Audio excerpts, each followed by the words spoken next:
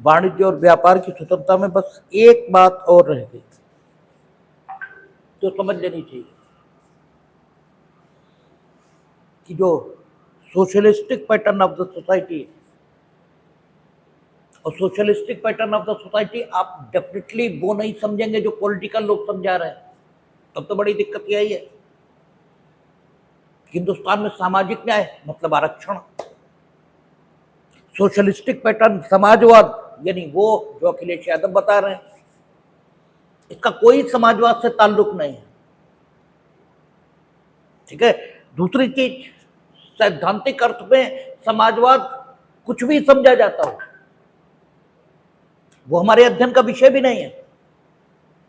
वो उनके अध्ययन का विषय है जो राजनीति यानी पॉलिटिकल साइंस उसका अध्ययन करते हैं कि समाजवाद क्या है और सब पूंजीवाद क्या है और फासिज्म क्या है। इससे हमारा कोई ताल्लुक नहीं। हमें समाजवाद कॉन्स्टिट्यूशनल सेंस इसी में समझना है। और पिछले बार चर्चा हुई है कि समाजवाद जब कॉन्स्टिट्यूशनल सेंस में समझेंगे तो डॉक्ट्रिनरी सेंस में जो समाजवाद समझा जाता है उसके इक्वल हो ही नहीं सकता, क्योंकि आप ऐसा नहीं करेंगे। क्यों ऐसा करना अलाउड नहीं है कि आप प्रियम्बल में जो समाजवादी शब्द है उसको विचार में लें और जो संविधान के अन्य प्रोविजंस हैं उन्हें विचार में न लें, ये संभव नहीं है। और जब समाजवाद शब्द समझने के लिए संविधान के अन्य भागों का अध्ययन किया जाता है तो एक डेफिनेट बात निकल कर आती है कि हम मिश्रित अर्थव्यवस्था इसी को स्थान दिया जा सकता है, क्योंकि यह फंडामेंटल राइट, कोई भी व्यापार, कोई भी जीविका और कोई भी पेशा और कोई भी कारोबार इसे अपनाने की स्वतंत्रता है। और नो डाउट इस स्वतंत्रता पर प्रतिबंध लगाने का हक दिया गया है, लेकिन वो प्रतिबंध कैसा होना चाहिए? युक्ति संगत। और जो युक्ति संगतता की डेफिनेशन होती है वो अब तक तो कम से कम आपकी समझ में आ ही गया होगा कि सिचुएशन टू सिचुएशन वेरी करती है, उसकी कोई यूनिफॉर्म यूनिवर्सल डेफिनेशन होती ही नहीं। रीजनेबिलिटी ये हमेशा सिचुएशन में देखी जाएगी। Whatever you are doing that is reasonable in that particular situation और नॉट।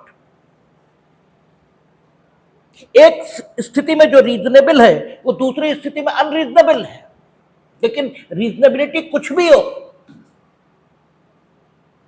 आपको निरंकुश प्रतिबंध लगाने का हक नहीं मिला है।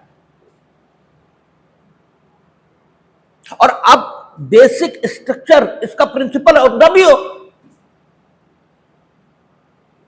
तो संविधान को तो फॉलो करना पड़ेगा। और अगर आप स्वतंत्रता को अमेंड करना चाहेंगे तो उस सीमा तक अमेंड नहीं कर पाएंगे कि वो बेसिक स्ट्रक्चर को ही खत्म करना शुरू कर दे। और यद्यपि संपत्ति का अधिकार इसको हटाया जरूर, लेकिन व्यापार की स्वतंत्रता इसके विरोध में अब तक कोई संशोधन नहीं आया। और संभवतः यदि आएगा इस ढंग का कि व्यापार, कारोबार, पेशा या आजीविका इसको नियंत्रित करने का अनियंत्रित हक, अनकंट्रोल्ड, या किसी भी सीमा तक, ये शब्द ज्यादा ठीक है, किसी भी सीमा तक उसको नियंत्रित करने का हक अगर सरकार या अन्य किसी अथॉरिटी के हाथ में संशोधन के माध्यम से दिया जाएगा तो निश्चित तौर पर यह बेसिक स्ट्रक्चर का विरोध करेगा। यद्यपि अभी तक ऐसा हुआ नहीं, इसलिए केवल और केवल यह मेरा अपना विचार कहा जा सकता है, क्योंकि पेशा, कारोबार, व्यापार ये जीवन से जुड़ी हुई चीजें हैं। आप इनका अमेंडमेंट अगर करेंगे, और वो भी इस सीमा तक कि किसी भी हद तक आपको इनको नियंत्रित करने की स्वतंत्रता प्राप्त हो जाए, तो डेफिनेटली ये बेसिक स्ट्रक्चर के खिलाफ जाएंगी ही जाएंगी। और डॉक्ट्रिनरी सेंस में अगर समाजवाद समझ लिया, तो फिर समाजवाद का अर्थ यही मांग करेगा कि इस स्वतंत्रता को उस सीमा तक किसी अथॉरिटी के हाथ में दे दिया जाए कि वो किसी भी हद तक व्यापार और कारोबार इसे करने पर प्रतिबंध लगा सके। और ऐसा हमें तो संभव नहीं दिखता, और संभवतः इसीलिए वे जो समाजवादी शब्द को जोड़े हैं, जिनकी अपेक्षा यह थी कि इस शब्द के साथ हम चीन और रूस जैसी व्यवस्था यहां स्थापित कर देंगे, वो सफल नहीं हुआ। और एक्सेलवियर वर्सेस यूनियन ऑफ इंडिया, इसमें उस प्रयास को असफल किया गया और समाजवाद की कॉन्स्टिट्यूशनल सेंस में परिभाषा ये बताई गई,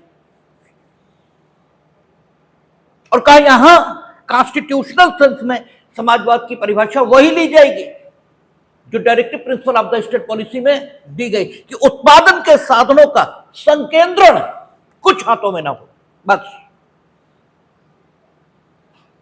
और उत्पादन के साधनों का संकेंद्रण कुछ हाथों में न हो, इस उद्देश्य को प्राप्त करने के लिए या पर्यावरण की रक्षा के लिए या श्रमिकों के कल्याण के लिए जो संवैधानिक अपेक्षाएं हैं,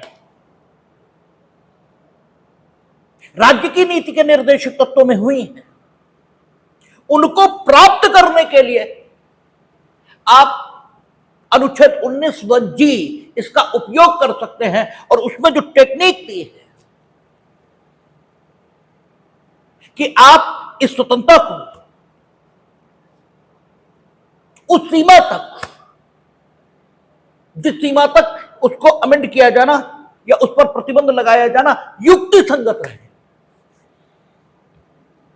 उस सीमा तक सिचुएशन टू सिचुएशन, परिस्थिति के अनुसार प्रतिबंधित कर सकेंगे। और इसके लिए, प्रतिबंधित करने के लिए जो आप अधिकार अर्जित करेंगे, वो अधिकार स्वयमेव अर्जित नहीं कर लेंगे, वो अधिकार आपको विधायिका की विधि के माध्यम से ही अर्जित होगा। या तो विद्यमान विधि ये होनी चाहिए, और अगर विद्यमान नहीं है तो आप बना लीजिए, उसमें कोई बाधा 19(1)(g) नहीं लाएगा। तो इट इज वेरी क्लियर कि कॉन्स्टिट्यूशनल सेंस में समाजवाद का अर्थ सिर्फ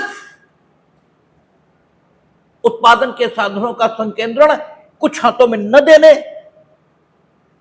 न होने देने से, और लोकहित इसके संदर्भों में जिस प्रतिबंध को लगाया जाना उचित हो उसी को लगाए जाने से ही है। इसके अलावा यहां समाजवाद का कोई अर्थ नहीं है। और चूंकि आपको ये सब बातें बताई नहीं जाती हैं, चूंकि एलएलबी में तो आप 5 सवाल लिखकर पास होते हैं और वही आपने जीवन का लक्ष्य ये मान लिया है, इसलिए आपको ऐसा लगता है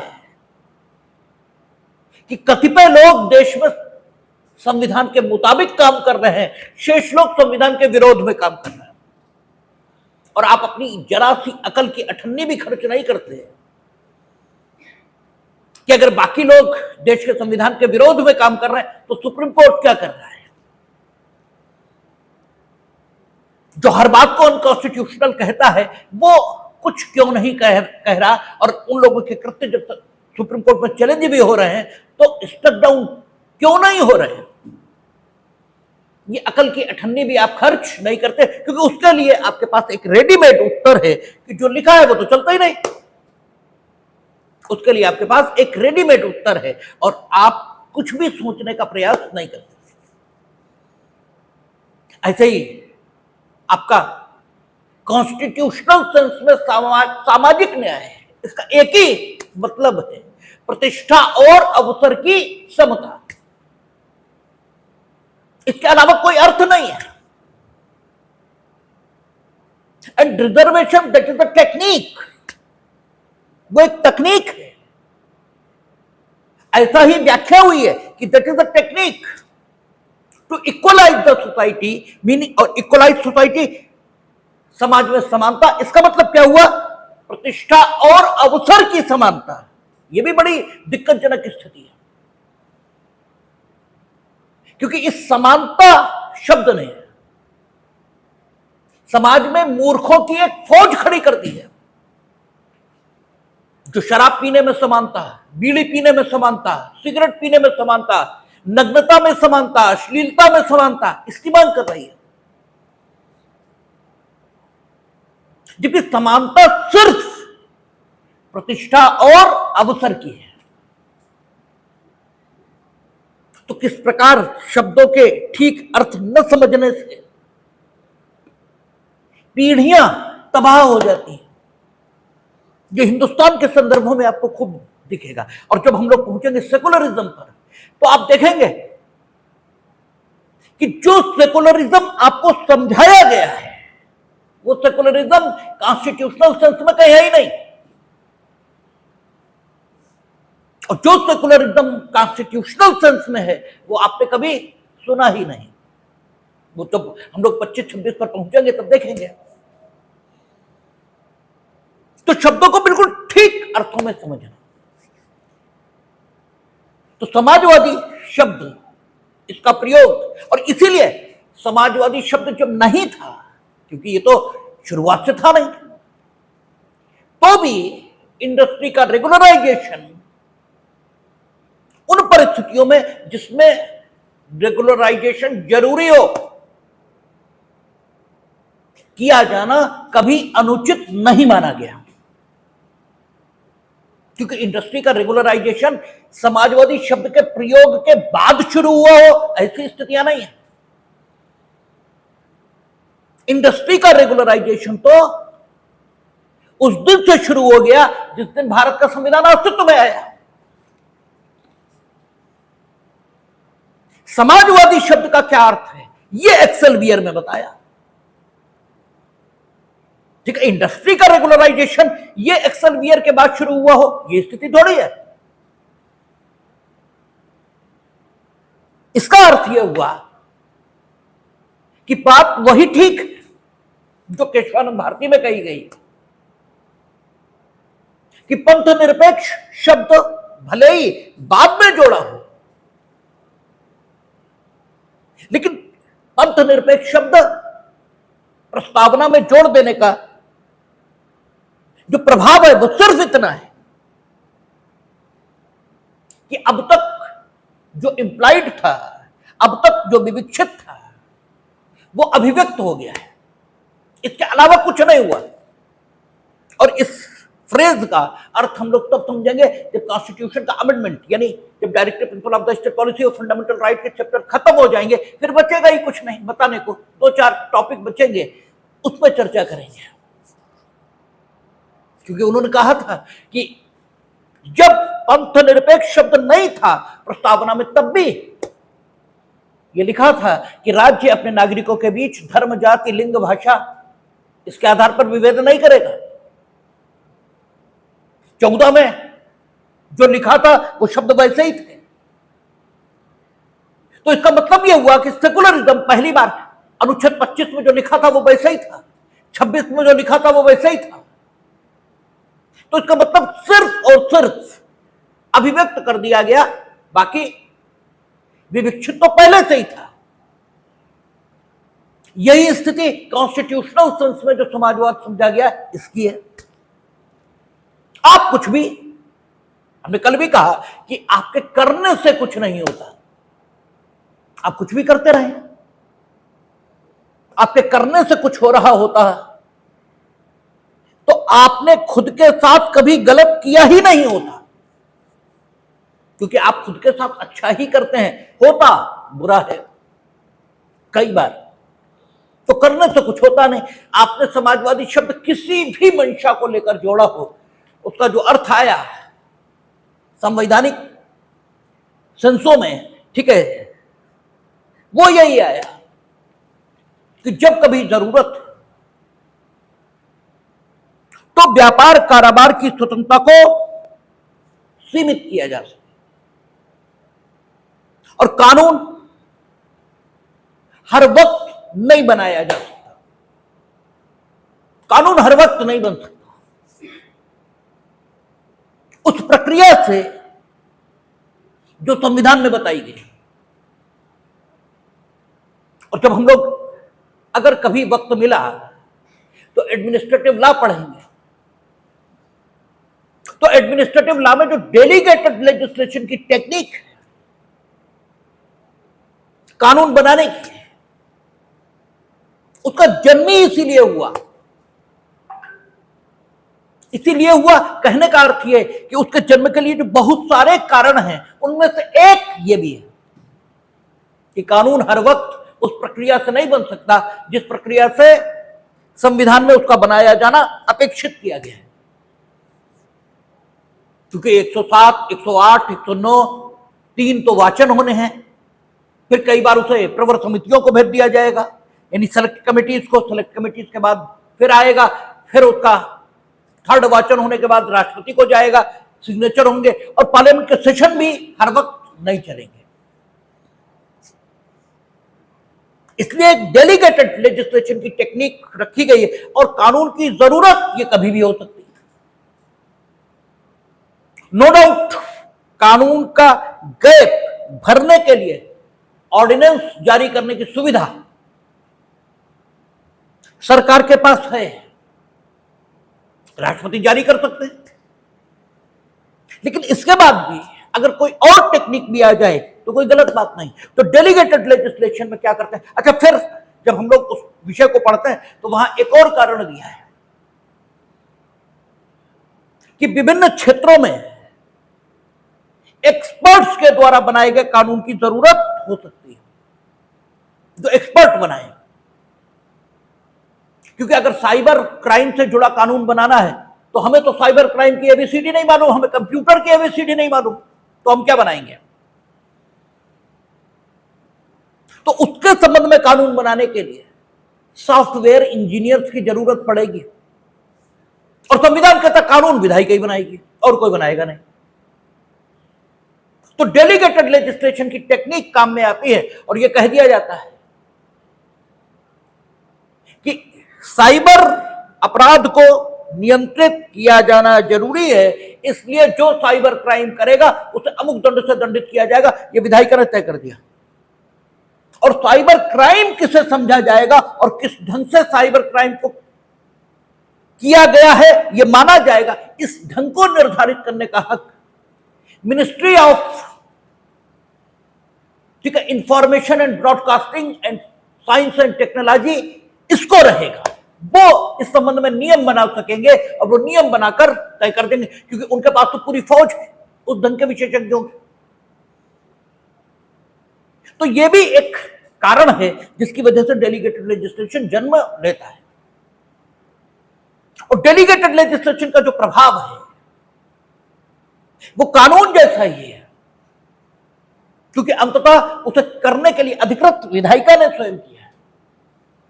तो एक तकनीक जन्म लेती है, क्योंकि कुछ एक्सपर्ट के द्वारा बनाए गए कानून की जरूरत हर वक्त रहती है, इसलिए डेलीगेटेड लेजिस्लेशन आता है। तो सवाल यह है कि जब विभिन्न स्थितियों में इंडस्ट्री को रेगुलराइज करने की जरूरत पड़ती है, और वे स्थितियां विशेषज्ञता की मांग करती हैं, तो कई बार विधायिका प्रत्यायोजित विधायन की तकनीक के माध्यम से नेटवर्क गड़बड़ कर रहा है, अगर चला जाए तो आप लोग रुके रहेंगे, कंटिन्यू होगा। तो क्या करती है विधायिका प्रत्यायोजित विधायन की तकनीक के माध्यम से सरकार को सशक्त कर देती है कि वो स्थितियों का अध्ययन करके अगर कोई एक्सपर्ट कानून की जरूरत है तो वो बनाए। और सरकार हमेशा अपने पॉलिटिकल हितों को ध्यान में रखकर काम करती है और गलत नहीं करती। ये हम कई बार बोलते हैं, गलत नहीं करती। आप लोगों की आदत, यानी आप लोगों की मीनिंग भाई उसमें हम भी शामिल हैं, सबकी आदत ये होती है कि वो एक कहावत बोलते हैं कि अपने तो पूत पुतनिया, यानी पुतनिया यानी और भी छोटा, अपने तो पूत चाहे कितने बड़े हो गए हों, अपने जो बेटे हैं वो तो कितने भी बड़े हो गए हों, वो तो पूत भी नजर नहीं आते, पुतनिया नजर आते हैं। और दूसरों के धतिंगड़ नजर आते हैं, वो चाहे इतने बड़े हों। ठीक है, धतिंगड़ यानी बहुत बड़े।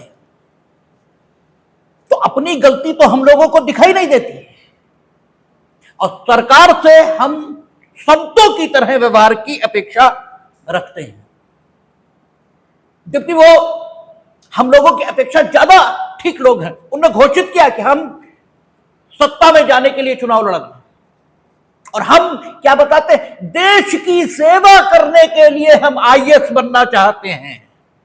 कौन ज्यादा झूठा है, वो या हम? उन्होंने तो पहले दिन डिक्लेयर किया हम सत्ता में जाना चाहते हैं, इसलिए चुनाव लड़ रहे हैं। आपने क्या डिक्लेयर किया? हम देश की सेवा करने के लिए आईएएस बनना चाहते हैं। जरा एक बार मन से पूछो, देश की सेवा करना चाहते हो तो उसके लिए आईएएस बनने की कोई जरूरत नहीं।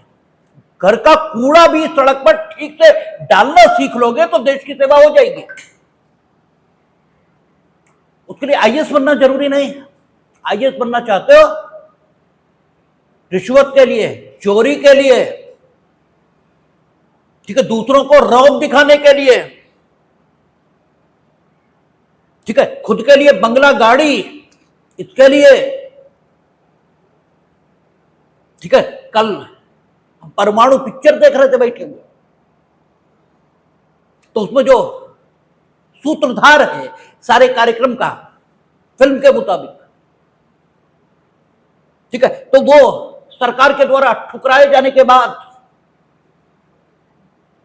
अटल बिहारी वाजपेयी से पहले कौन सी सरकार रही होगी खुद ही समझ लीजिए, उसके द्वारा ठुकराए जाने के बाद आईएएस से इस्तीफा देकर आईएएस की कोचिंग चला रहा है और 2 घंटे पढ़ाने के लिए उसने समय रख रखा हुआ और 5 घंटे हो चुके हैं। तो उसके सामने जो विद्यार्थी बैठे हैं वो कहते 5 घंटे हो चुके, तो वो ये कहता कि सिविल सर्विसेज की तैयारी घंटों के हिसाब से नहीं होती, ये तो मूड के हिसाब से होती है। पढ़ाने का मूड है तो पढ़ा रहे हैं, नहीं होगा तो नहीं पढ़ाएंगे, घंटे देखकर नहीं होती। तो वो कहते नहीं, इतना थोड़ी चाहिए, हमारे जीवन का तो लक्ष्य बस गाड़ी मिल जाए, बंगला मिल जाए, यही है असलियत, यही है असलियत। देश की सेवा करने के लिए आईएएस बनना चाहते हो? झूठ, कतई झूठ, क्योंकि शर्म नहीं आती ऐसा झूठ बोलते हुए। और चलो इस समय कह रहे हो जब हो जाओगे आईएएस तब जो करोगे, और आज जो कहा इसे याद करके शर्म भी नहीं आती। तो सरकार ज्यादा सच बोलने वाले लोगों की है, वो हमसे ज्यादा नैतिक लोग हैं, हमसे ज्यादा सच है और उसका प्रभाव दिखाई देता। तुम्हें 2 लोग पसंद नहीं करते, उन्हें हजारों की संख्या और लाखों की संख्या में पसंद करने वाले लोग तो हैं जो उनके पीछे कुछ भी कर देते हैं, क्योंकि वो तुमसे ज्यादा नैतिक है। तुम उन्हें कितना भी अनैतिक कहो, है तुमसे ज्यादा नैतिक, इसमें कोई दो मत नहीं। तो सरकार वैसा करती है जब तुम अपने हितों के लिए कुछ भी करने को तैयार हो, झूठ बोलकर, झूठ बोलने की सीमा तक कहते हो देश की सेवा करते जो वो ईश्वर मालिक है। तो वो तो कह रहे हैं हम सत्ता में जाना चाहते हैं, तो उसके लिए सरकार हमेशा क्या करती, अपने हितों को ध्यान में रखकर फैसला लेना शुरू कर देती। और जबकि उसे हित किसका ध्यान में रखना चाहिए? जनता का, जनहित, ठीक है, इन द पब्लिक इंटरेस्ट।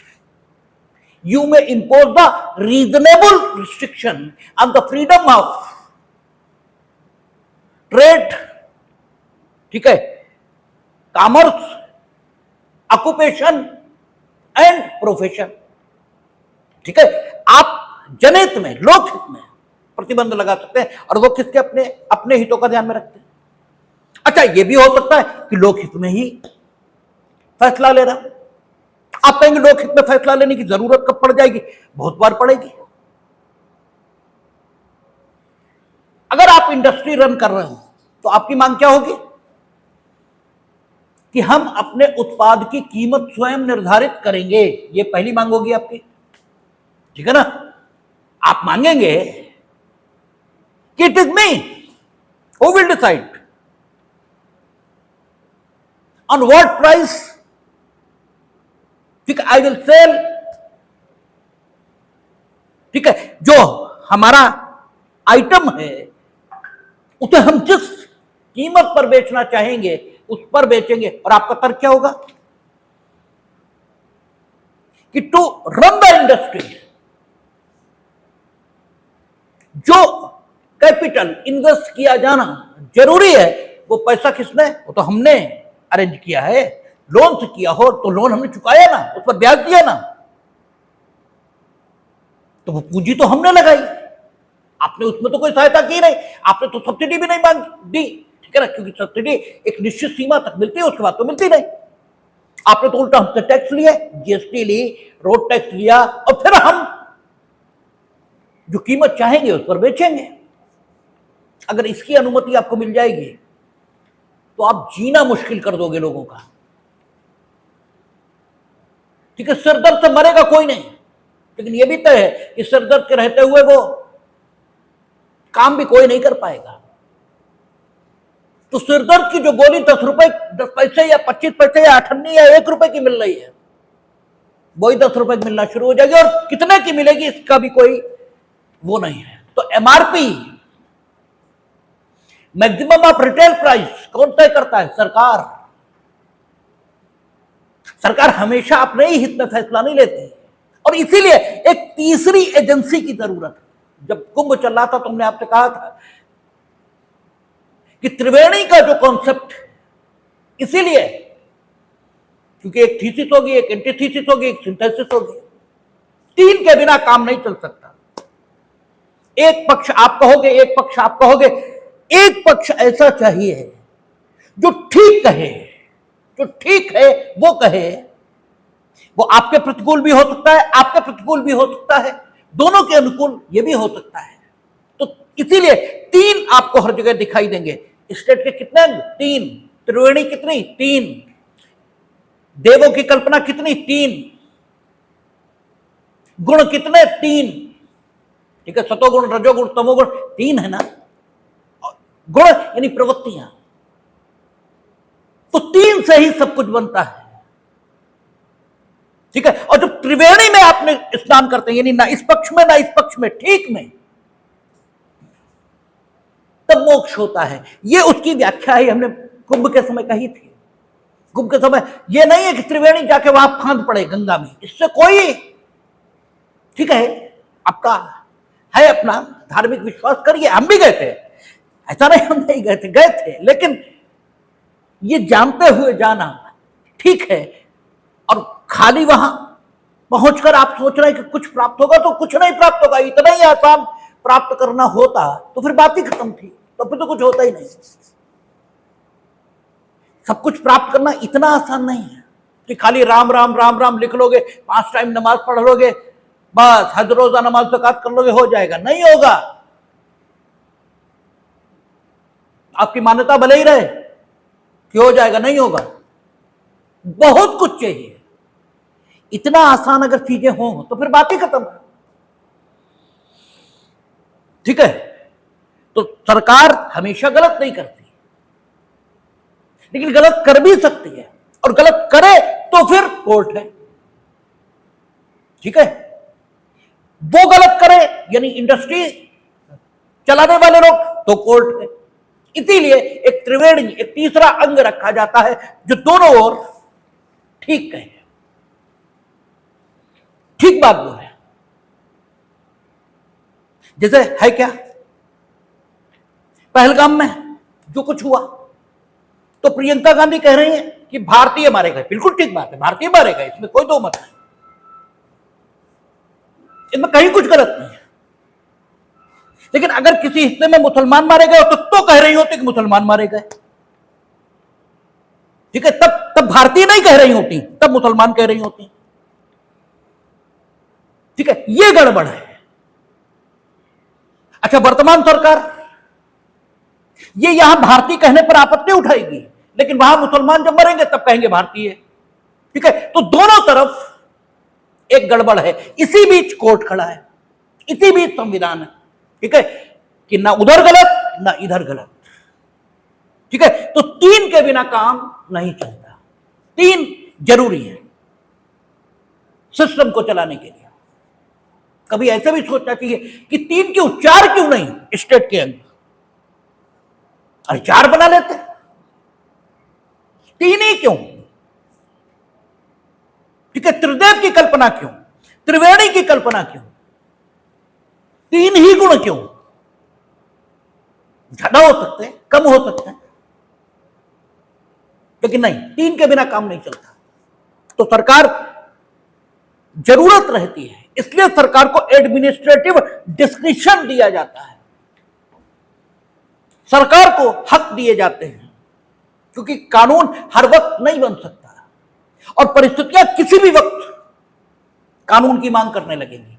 इसलिए कानूनों में लिख दिया जाता है कि राज्य सरकार, केंद्र सरकार इस अधिनियम के अधीन रहते हुए इस अधिनियम को और अधिक प्रभावी बनाने के लिए नियम बना सकेगी, घोषणाएं कर सकेगी,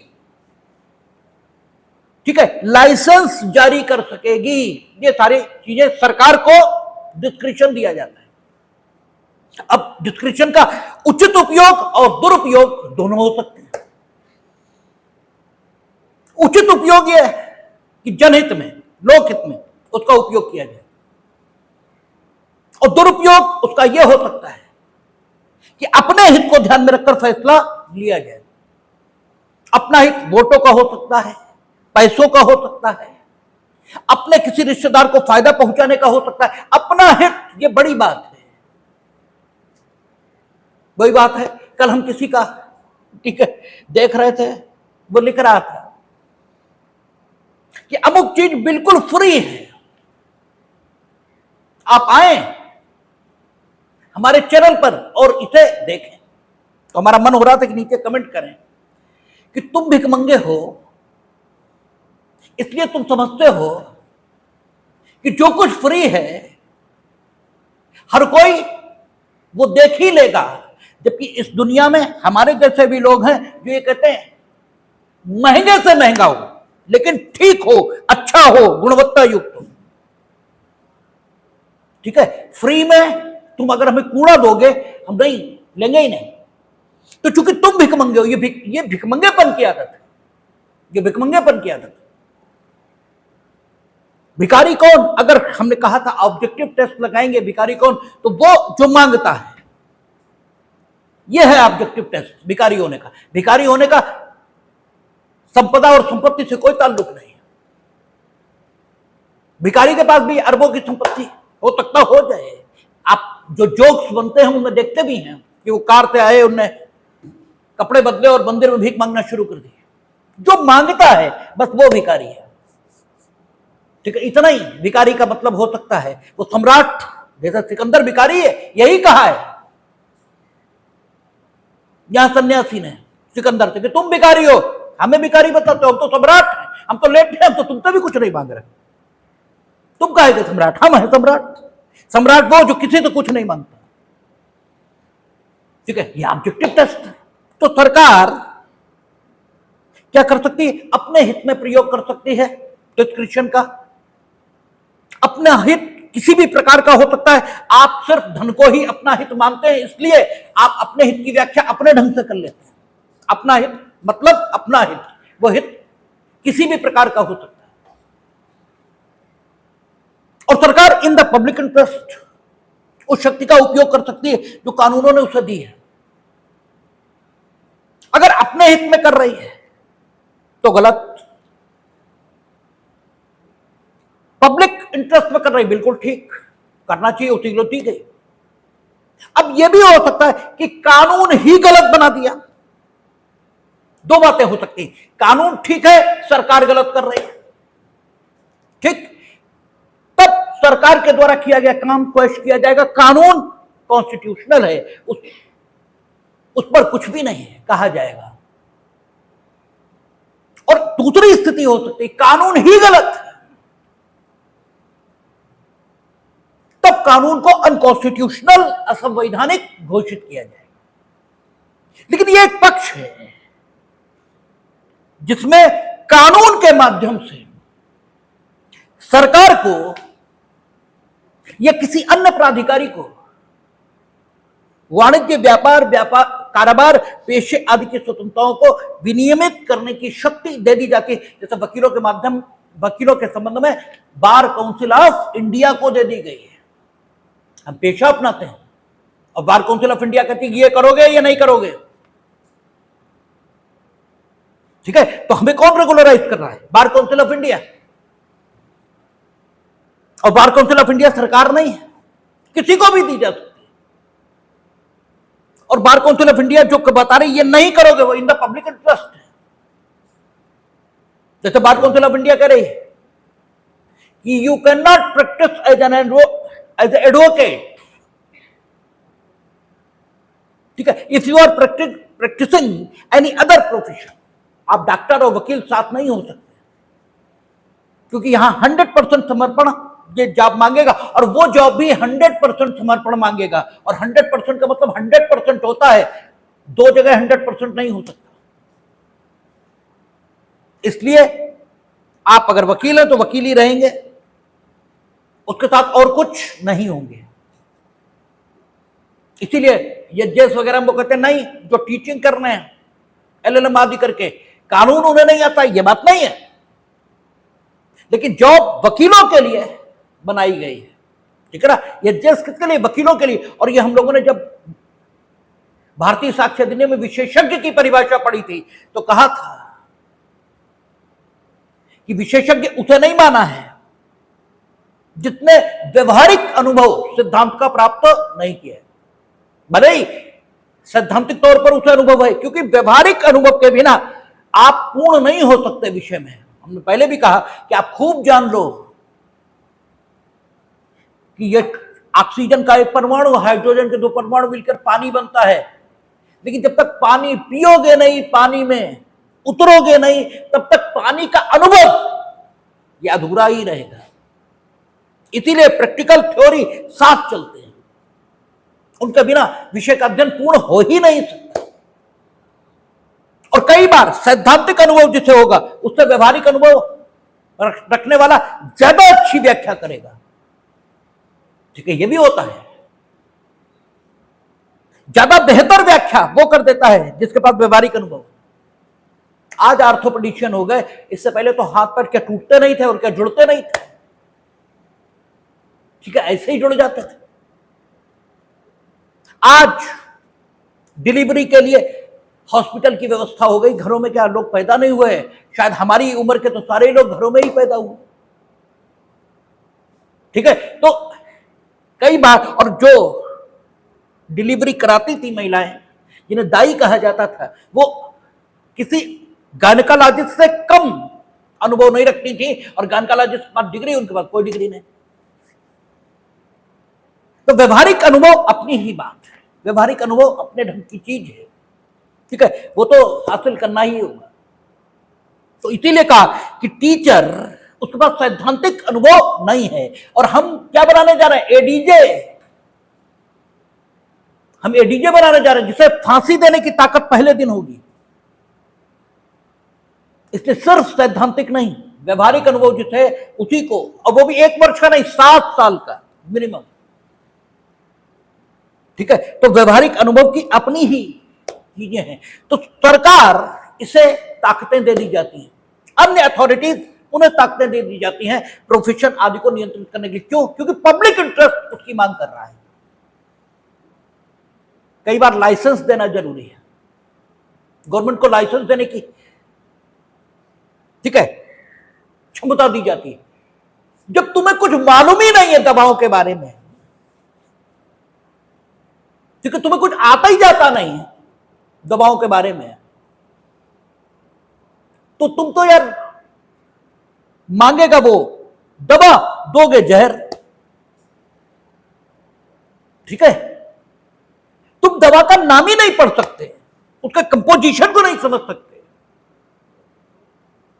ठीक है, तो तुम दवा क्यों बेचोगे? इसलिए गवर्नमेंट ये कर सकती है कि लाइसेंस रहेगा, हम जिसे लाइसेंस देंगे वही दवा बेचेगा। अब सवाल यह है कि लाइसेंस देना ये तो पब्लिक इंटरेस्ट में हो गया, ठीक है, कानून विधायिका ने बना दिया कि जो लाइसेंस लेगा वो दवा बेचेगा, और दवा के व्यापार और कारोबार पर एक प्रतिबंध लगा दिया गया जो युक्ति संगत है। कोई दवा का व्यापार करना चाहे नहीं करेगा,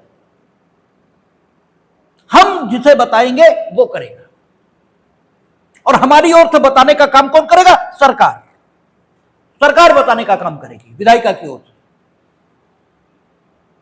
कि कौन दवा का व्यापार और कारोबार करेगा, यानी लाइसेंसिंग, ठीक है। इसके माध्यम से भी व्यापार और कारोबार पर प्रतिबंध लगाए जाते हैं, ठीक है, लाइसेंसिंग के माध्यम से। प्राइस फिक्सिंग, इसके माध्यम से भी व्यापार और कारोबार पर प्रतिबंध लगाए जाते हैं। एक स्थान से दूसरे स्थान को चीजों के भेजे जाने पर प्रतिबंध लगाकर या भेजा जाना विनियमित करके भी प्रतिबंध लगाए जाते हैं। आपको याद हो न हो, जब सूखा वगैरह पड़ता है तो सर जो डिस्ट्रिक्ट मजिस्ट्रेट हैं वो क्या करते हैं? इसेंशियल कमोडिटी एक्ट में, ठीक है, एक ऑर्डर जारी करते हैं कि जानवरों का चारा, भूसा एक जिले से दूसरे जिले को नहीं भेजा जाएगा, एक जिले का भूसा एक जिले में ही रहेगा, ठीक है, क्योंकि कीमत तो बढ़ गई भाई, सूखा पड़ चुका है, कीमत तो बढ़ी हुई है, ठीक है। अब तुम 100 बीघे के जोतदार हो, तुम्हारे पास भूसा बहुत ज्यादा है, ठीक है, तुम्हारे अपने जानवर उसे खा भी लेंगे और तुम्हारे परिवार के लिए दूध हो भी जाएगा। लेकिन दूध तो सबके लिए चाहिए, सबके लिए मीनिंग कर भाई, बच्चे छोटे कम से कम उनके लिए तो चाहिए, भूखे जानवर दूध तो नहीं दे देंगे। और तुम कह रहे हो कि नहीं, हम तो अपना चारा आसाम में बेचेंगे क्योंकि वहां रेट बहुत अच्छे मिल रहा है, हम तुम्हें आसाम ले जाने ही नहीं देंगे, ठीक है, तुम यहीं बेचोगे, ठीक है। और प्राइस फिक्सिंग, सिर्फ ये नहीं यहीं बेचोगे, इसेंशियल कमोडिटी एक्ट आप पढ़ेंगे तो उसकी उद्देशिका में लिखा है कि सामयिक कीमतों पर सबको अवेलेबिलिटी इसेंशियल कमोडिटी की कराने के लिए जो डिस्ट्रिक्ट मजिस्ट्रेट है या उसमें जो प्राधिकारी बताए गए हैं, दे कैन डू एवरीथिंग। और एक्ट किसने बनाया? विधायिका ने। तो प्राइस फिक्सिंग, कमोडिटी को एक जगह से दूसरी जगह ले जाना, इस सब पर प्रतिबंध आ सकता है। लगा देंगे, नहीं ले जाओगे, यहीं बेचोगे, और बेचोगे भी हमारे बताए गए रेट पे, ये भी नहीं कि चाहे जिस रेट पे बेचो। कई बार आपका स्टॉक ये हम ले लेंगे, मीनिंग भाई राज्य ले लेगा, जरूरत पड़ेगी तो। आप पेट्रोल पंप के लाइसेंसी हो, अब कह रहे हम तो हड़ताल पर जा रहे हैं, हम तो देंगे ही नहीं पेट्रोल, ठीक है। लाइसेंस का अर्थ क्या होता है? हमने आपको बताया कि जो अर्थ इंडियन ईजमेंट एक्ट की धारा 52 में लाइसेंस का दिया है, लगभग वही अर्थ सब जगह दिया गया, क्योंकि कानूनों में एक रूपता रहती है। और लाइसेंस का मतलब क्या है? अचल संपत्ति के संबंध में, जो कि ईजमेंट एक्ट में परिभाषित है। ऐसी गतिविधि जो एक व्यक्ति की संपत्ति पर चलाई जा रही है, और जिसके संबंध में उस संपत्ति के कब्जा धारक ने एक ऐसी अनुमति दे रखी है जिसकी प्रवृत्ति यह है कि अगर वो अनुमति ना होती तो वो गतिविधि जो उसके परिसर पर चलाई जा रही है अवैध समझी जाती। अगर अनुमति का प्रकार और प्रवृत्ति इस प्रकार की है तो उसे लाइसेंस बोला जाता है।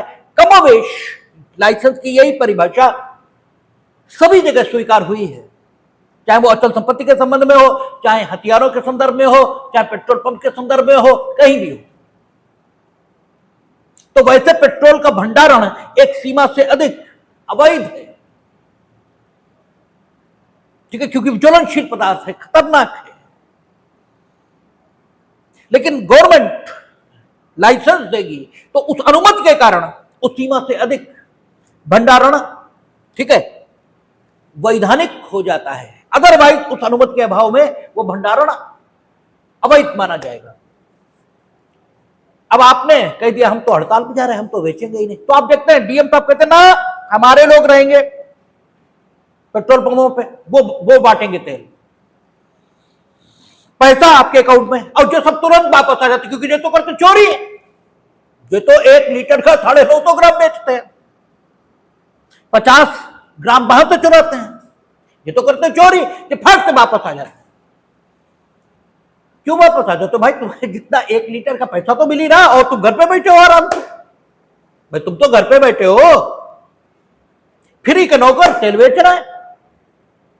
भाई फ्री के नौकर बेच रहे हैं, फिर भी नहीं, ये कहते ना हम तनख्वाह देंगे, हो हम खुद बेचेंगे। क्यों? क्योंकि तुम तो चोरी कर रहे हो।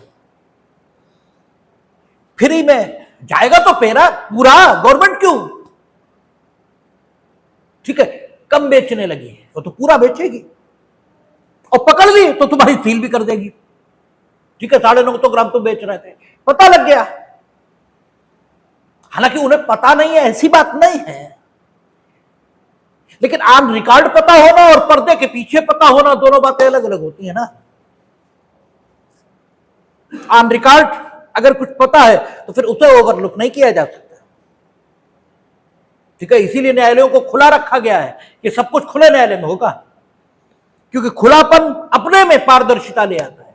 क्योंकि आदमी में प्यूफेनडार्फ की भाषा में बोले, जो आपका विधि शास्त्री है, तो वो कहता है आदमी में अच्छाई और बुराई एक साथ रखी गई है। तो आप क्योंकि अच्छाई और बुराई दोनों आप में है, तो आप अच्छा दिखने का प्रयत्न तो करते ही हैं, और वो आपकी महत्वाकांक्षा भी है कि आपको लोग अच्छा माने। और ये आप ही में नहीं है, ये बुरे से बुरे लोगों में है। तभी आपको डकैत भी गरीबों की शादी में पैसे देते दिखाई देते हैं, ये वो महत्वाकांक्षा है, ठीक है। आदमी में अच्छा दिखने की है ही, ईश्वर ने जो गुण बनाए हैं उनकी अपनी ही कैफियत है। तो प्रेम इसकी अपनी कैफियत है। ये जहां होगा वहां हिंसा नहीं हो सकती। शेर हिंसक है, सबके ऊपर झपट पड़ता है, अपने बच्चों पर तो नहीं झपट पड़ता। दूसरे शेर के बच्चों पर झपट पड़ता है, अपने बच्चों पर नहीं झपटता, क्योंकि अपने बच्चों से तो प्रेम है। शेर जैसा हिंसक जानवर भी, जो क्रूर से क्रूर कातिल होता है, उसकी पत्नी और बच्चे तो होते ही हैं, अपने पत्नी बच्चों क्यों नहीं मार डालता? इसलिए नहीं क्योंकि ईश्वर ने प्रेम नाम का जो गुण बनाया है उसकी कैफियत यही है। वो जहां होगा व्यक्ति हिंसक हो ही नहीं सकता, वो जहां भी होगा। जहां नहीं होगा वहीं व्यक्ति हिंसक होगा। तो महत्वाकांक्षा तो सभी में है ना, कि लोग हमें अच्छा माने। तो इससे खुलापन, ये अपने में फेयरनेस को सुनिश्चित कर देता है। तो पर्दे के पीछे पेट्रोल पंप वालों से पैसे लेकर कम बिकवाना ये अलग बात है, लेकिन खुलेआम वो नहीं स्वीकार कर सकते कि हमें पता है कि खुलेआम। तो आपका स्टॉक ये भी सरकार अपने कब्जे में कई बार ले सकती है, ठीक है, और उसको ठीक माना जाएगा। और कई बार अवैध ठीक है, धंधों की जो अवैध प्रकृति है, धंधों की जो अनैतिक प्रकृति है, उसके कारण उन पर प्रतिबंध लगाने की सुविधा सरकार को दी जाती है। और जो एक के दृष्टिकोण से अनैतिक है वो दूसरे के दृष्टिकोण से अनैतिक नहीं होगा। एक के दृष्टिकोण से जो अश्लील है दूसरे के दृष्टिकोण से वो अश्लील नहीं होगा। इसलिए आप देखेंगे कि आप कई बार विषय की मांग के कारण उन विषयों का, ठीक है, उन विषयों की व्याख्या हमें भी करनी पड़ती है, लेकिन हमारे न तो चेहरे पर और न मेरी क्लास में उन विषयों का जिक्र होने पर भी किसी प्रकार की कोई मुस्कुराहट नहीं आ सकती, क्योंकि कई जगह आप देखेंगे ही होने लगेगी। ठीक है, तो सवाल यह है ना कि एक के दृष्टिकोण से जो अश्लील है दूसरे के दृष्टिकोण से नहीं। अगर विषय की मांग के मुताबिक कुछ भी किया जा रहा है तो अश्लील नहीं है। विषय की मांग के बिना सिर्फ एक पर्टिकुलर उद्देश्य या एक पर्टिकुलर मानसिकता के लोगों को सुख देने के लिए अगर कुछ किया जा रहा है, दैट इज वल्गर, वो अश्लील है। इसीलिए आप फिल्म की समीक्षाएं पढ़ते हैं अखबार में, वहां लिखा होता है कहानी की मांग के अनुसार यह दृश्य डाला गया, कहानी की मांग के बिना यह दृश्य फिल्म में डाला गया। और अगर कहानी की मांग के बिना है तो वल्गर है, कहानी की मांग के अनुसार है तो फिर तो ठीक है, तब फिर क्या है, तो आएगा ही है। तो सरकार को ये सारी चीजें दी जाती हैं, ये ताकतें दी जाती हैं कि अनैतिक अवैध इन व्यापारों पर वो प्रतिबंध लगा सके। ऐसे स्वार्थी और लालची ट्रेडर्स, पेशा करने वाले लोग, उन पर प्रतिबंध लगा सके कि वे अपने हित में लोक हित को नुकसान न पहुंचा दें। यानी socialistic pattern of the society. ठीक है, राज व्यवस्था की समाजवादी प्रकृति, राज व्यवस्था की संवैधानिक अर्थों में समझी गई समाजवादी प्रकृति, लोकहित, व्यापारों की अनैतिक और अवैध प्रकृति, व्यापार, पेशा, कारोबार आदि में लगे हुए लोगों की अपने हित में काम करने की जो स्वार्थी वृत्ति है, इससे समाज को नुकसान होने लगे, इस मद में सरकार को कई बार विभिन्न अधिनियमों के माध्यम से व्यापार, कारोबार आदि को रेगुलराइज करने की ताकत दे दी जाती है। और सरकार इस ताकत का इस्तेमाल करके कई बार प्राइस फिक्सिंग करती है। आप देखते हैं दवा मूल्य का एमआरपी इतने पे ही बिकेगी, इससे ज्यादा नहीं। और इसे तय करने में सरकार अनरीजनेबल हो सकती है, सरकार रीजनेबल हो सकती है। सरकार अनरीजनेबल कब? उन्होंने मैन्युफैक्चरर हितों का ध्यान ही नहीं रखा, उन्हें तो वोट चाहिए, उन्होंने कह दिया अब स्कूटर 10 रुपए में मिलेगा। अब जनता तो बड़ी खुश, लेकिन मैन्युफैक्चरिंग इंडस्ट्री तो घुस जाएगी, इंडस्ट्री तो बचेगी ही नहीं। तो इंडस्ट्रियलिस्ट उसके हितों का ध्यान ये भी तो रखा जाना चाहिए। ठीक है, तो मैन्युफैक्चरिंग कास्ट, उस पर मैन्युफैक्चरर का लाभ ये भी काउंट होना चाहिए। लाभ किसी भी सीमा तक नहीं, लेकिन एक फेयर लाभ तो होना ही चाहिए। ठीक है, तो प्राइस फिक्सिंग ये भी गवर्नमेंट अगर रीजनेबली कर रही है तो तुम कहते रहो कि हम जो है गवर्नमेंट कम दिए, कहते रहो। एक निष्पक्ष आदमी ये सोच सकता है ना क्या फेयर है क्या अनफेयर है, तो प्राइस फिक्सिंग गवर्नमेंट की ठीक है। और अगर अनरीजनेबल है तो पेश की जाएगी। एक्ट तो इनमें ठीक है, अब एक्ट ही गलत हो सकता है, एक्ट ही गलत। जैसे इंडस्ट्रियल डिस्प्यूट एक्ट है, एक्सेलवियर का मामला उसी में आया था।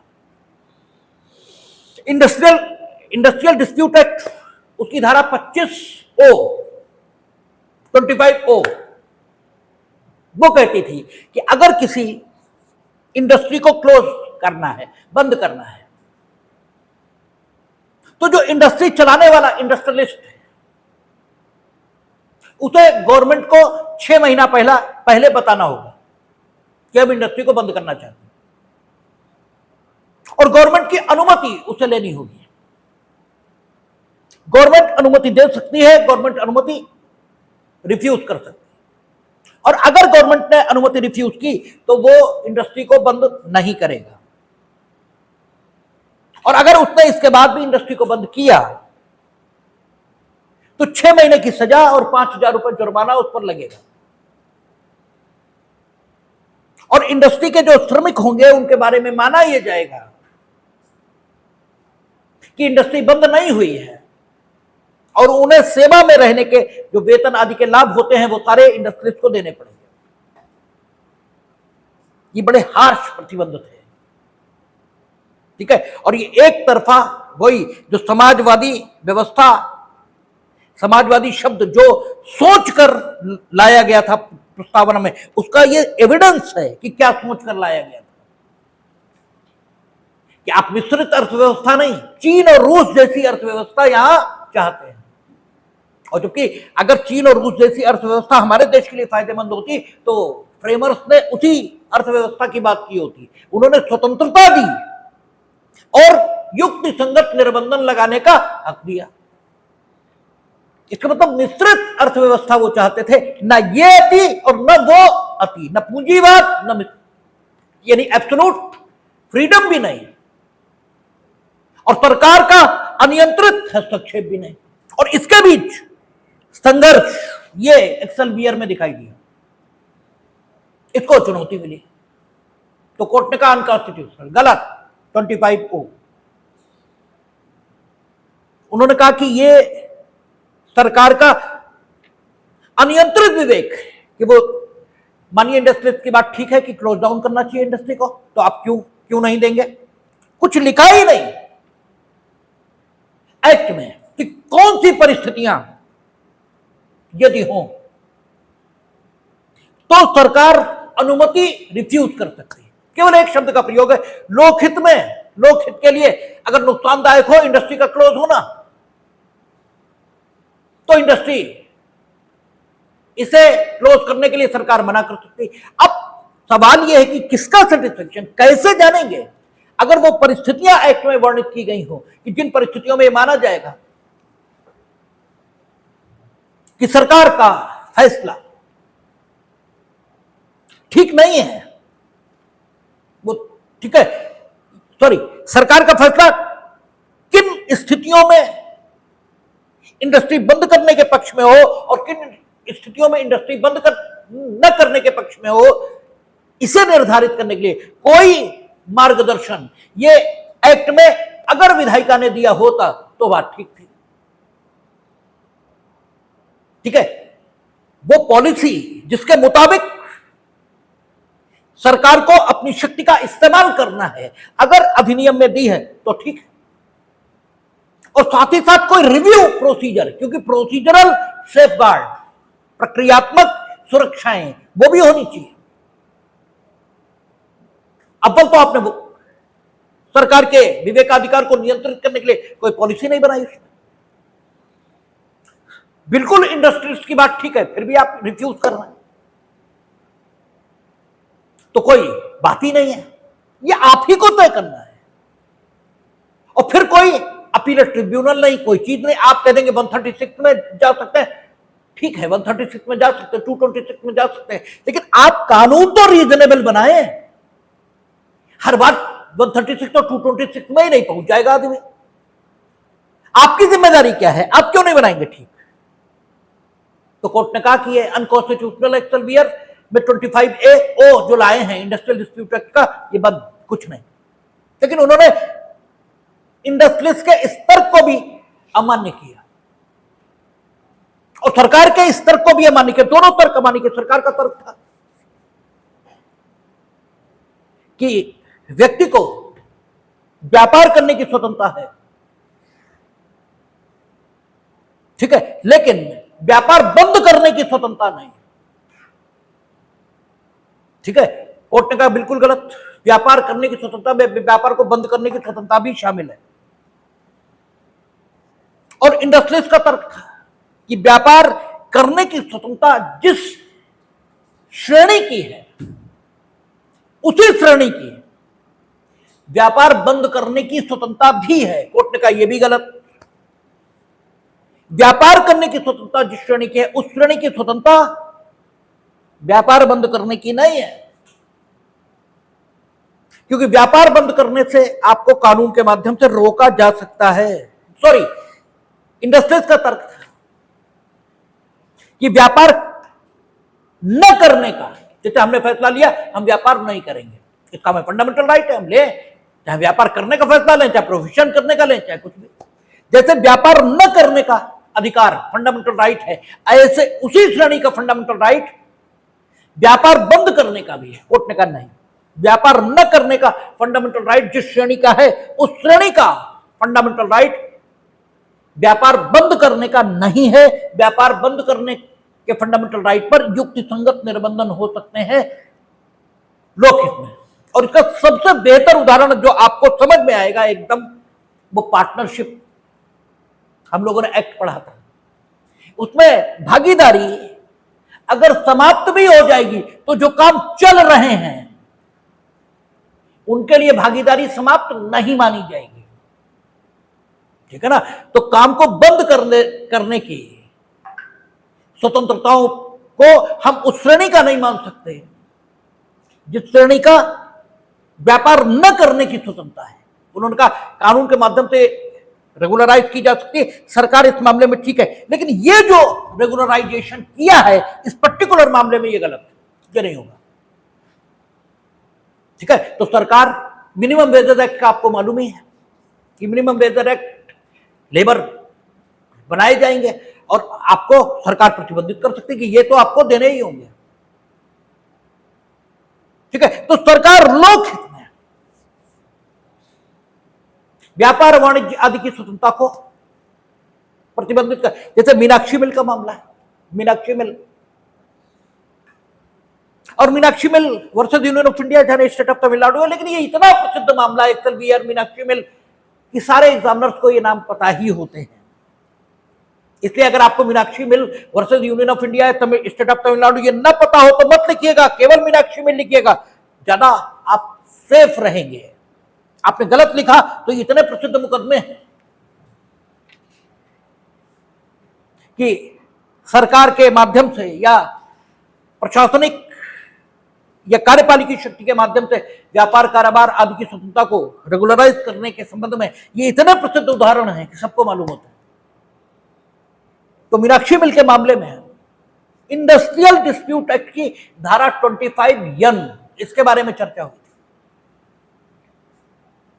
नहीं सॉरी 25(n) की हुई या ओ की हुई, ओ की हुई, हाँ 25(o) की हुई, ठीक है 25(o) की हुई, क्योंकि 25(n) में तो एक्सेल वीआर में जो अनकॉन्स्टिट्यूशनलिटी उभर कर आई थी उसको ठीक किया था और उसको फिर चैलेंज किया गया था,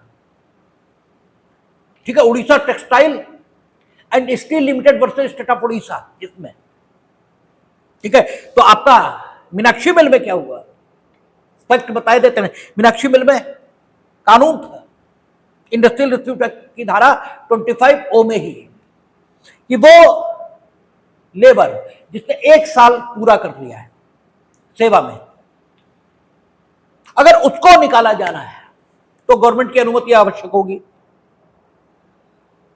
और गवर्नमेंट अनुमति सूचित 2 महीने में करेगी, और अगर सूचित 2 महीने में नहीं किया तो अनुमति दे दी है ऐसा मान लिया जाएगा, और अनुमति देनी है नहीं देनी है इस मसले को निपटाएगी 10 दिन के अंदर, सूचित करने के लिए 2 महीने, निपटाने के लिए 10 दिन, और निपटाने से पहले सभी पक्षों को सुनेगी, इंडस्ट्री का पक्ष, निकाले जाने वाले लेबर का पक्ष, और अगर अन्य कोई हितधारक है उसका पक्ष, और रीजन्ड ऑर्डर करेगी, और एक ट्रिब्यूनल भी रहेगा जो रिवाइज करेगा, इसको ठीक माना कि हाँ ये सही है, ठीक है। इसमें जो गवर्नमेंट को शक्ति दी व्यापार कारोबार चलाने के लिए अपने सेवकों को चुनने की जो स्वतंत्रता इंडस्ट्रीज की होती है, उसको जिस ढंग से रेगुलराइज किया है, ये बिल्कुल सही है। क्योंकि एक अनुशासनहीन लेबर इंडस्ट्री को चलाने में दिक्कत पैदा कर सकता है, उसे निकालने की जरूरत हो सकती है, लेकिन अनुशासनहीन हो तो ठीक है। तो इसको ठीक माना, और जो एक्सेलवियर में अनकॉन्स्टिट्यूशनलिटी बताई गई थी उसको रिमूव करके दोबारा लाए थे। किसमें? Orissa textile and steel limited versus आपका स्टेट ऑफ उड़ीसा, इसमें रिवाइज किया, उसको ठीक किया और 25 यन ये जोड़ दिया, 25 यन और जोड़ा नया सेक्शन। सॉरी, जो उसका ट्रिब्यूनल था वो निकालने वाले मामले में नहीं, लेबर को इसमें जोड़ा था, इसमें, ठीक है ना, कि गवर्नमेंट क्लोज डाउन अगर इंडस्ट्री की जा रही है तो सूचना देनी होगी गवर्नमेंट को, और गवर्नमेंट सभी पक्षों का ख्याल रखकर सुनवाई का अवसर देगी, रीजन ऑर्डर करेगी सभी को, ठीक है, जो क्लोज डाउन होने से प्रभावित होने वाले लोग हैं, इंडस्ट्रियलिस्ट है, सबको सुनवाई का अवसर देने के बाद रीजन ऑर्डर पास करेगी, और उस ऑर्डर को एक रिव्यू बोर्ड होगा, वो रिव्यू करेगा। इसको कॉन्स्टिट्यूशनल माना। तो कुल मिलाकर एक पक्ष व्यापार वाणिज्य आदि की स्वतंत्रता का ये रह गया था, तो इसे भी जब सब फल खाए तो एक धतूरे ही कहे छोड़ दो, ठीक है, एक एस्पेक्ट क्यों छोड़ देते, तो इसलिए इसको आपके सामने रखा गया। और आप खूब समझ लें कि जिंदगी में कोई जरूरी नहीं है कि आप जुडिशियल अफसर ही बनेंगे। अगर जुडिशियल अफसर बनने के लिए आप तैयारी करो तो नो डाउट ये जो कुछ हमने बताया इतना विस्तार करने की जरूरत नहीं है, वो थोड़े से भी काम चल जाता है। लेकिन हायर स्टडीज में अगर आप गए तो आपको इस सब की जरूरत है, और कुछ नहीं कहा जा सकता है आपको कहां जाना है, या ईश्वर ने आपका कहां जाना नियत किया है, कुछ नहीं कहा जा सकता। और बार बार कोई भी चीज नहीं पढ़ी जाती, एक ही बार पढ़ी जाती है। एक बार पढ़िए, ठीक से पढ़िए, बार बार पढ़ने की कोई जरूरत नहीं। इसलिए हर पक्ष आपके सामने रखा गया। कल हम लोग अनुच्छेद 20 पे बात करेंगे, देखिए।